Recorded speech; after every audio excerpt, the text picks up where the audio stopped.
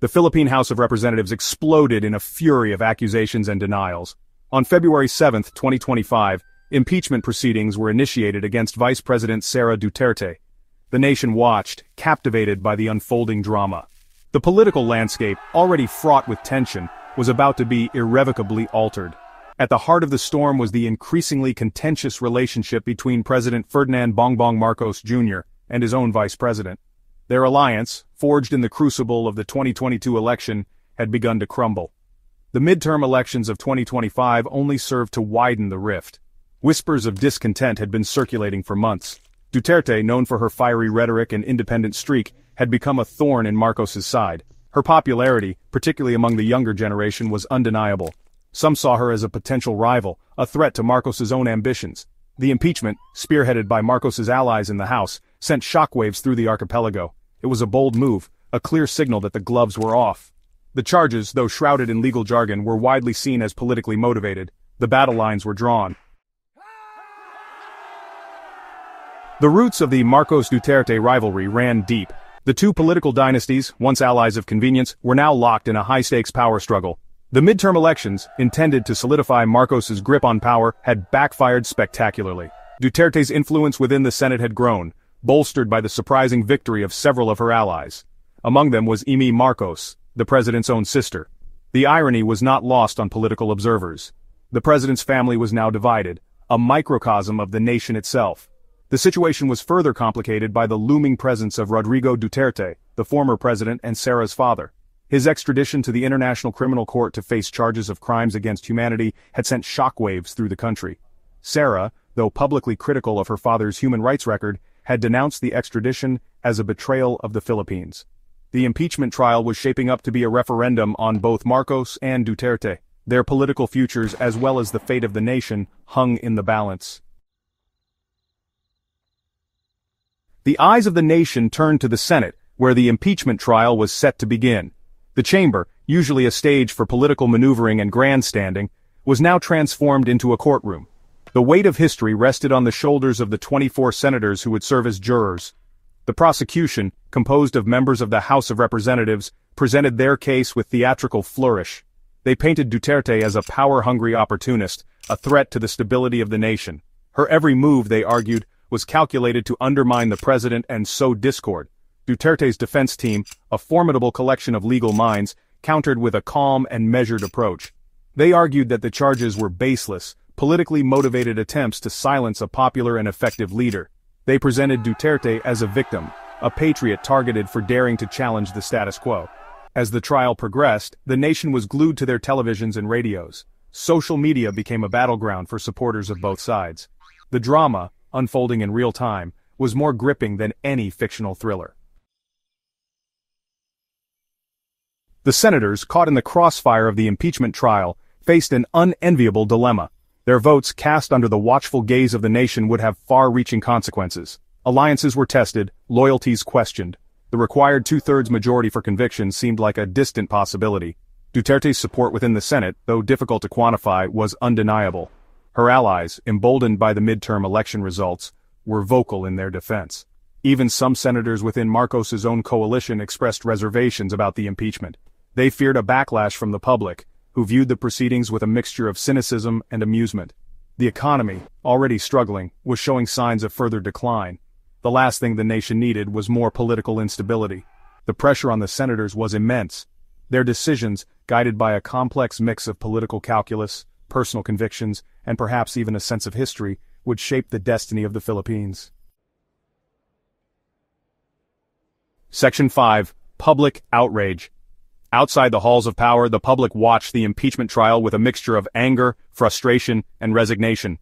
The economy, battered by global headwinds and domestic mismanagement, was struggling to stay afloat. Jobs were scarce, prices were rising, and the gap between rich and poor continued to widen.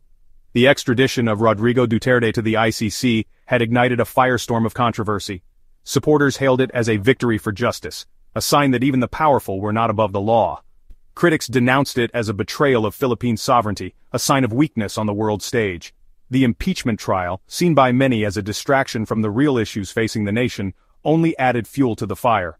Protests erupted in cities across the archipelago, some in support of Duterte, others demanding her removal from office. The once united nations seemed to be teetering on the brink of chaos. Through it all, Sara Duterte remained defiant. She continued to perform her duties as vice president, attending public events and delivering speeches that resonated with her base. Her message, a potent mix of populism and nationalism, struck a chord with many Filipinos who felt left behind by the political elite. Section 6. A Nation Watches. As the impeachment trial entered its final phase, the tension in the air was palpable. The prosecution and defense teams delivered their closing arguments, summarizing weeks of testimony and evidence. The senators, their faces etched with fatigue and the weight of their responsibility, listened intently. The outcome of the trial, though uncertain, would have profound implications for the Philippines. A conviction, though unlikely, would send shockwaves through the political establishment. It would set a precedent, demonstrating that even the highest officials in the land were not above the law. An acquittal, the more probable outcome, would likely embolden Duterte and her supporters. It would be seen as a victory against what they perceived as a politically motivated witch hunt. Duterte, her political star already on the rise, would emerge from the trial even stronger and more determined. The nation held its breath, waiting for the verdict. The future of the Philippines once again hung in the balance. Section 7. The Verdict. The air crackled with anticipation as the Senate prepared to deliver its verdict. The gallery, packed with journalists, diplomats, and members of the public, was hushed. The senators, their faces betraying a mix of emotions, took their seats. The Senate president, his voice echoing through the chamber, announced the results of the vote. One by one, the votes were tallied.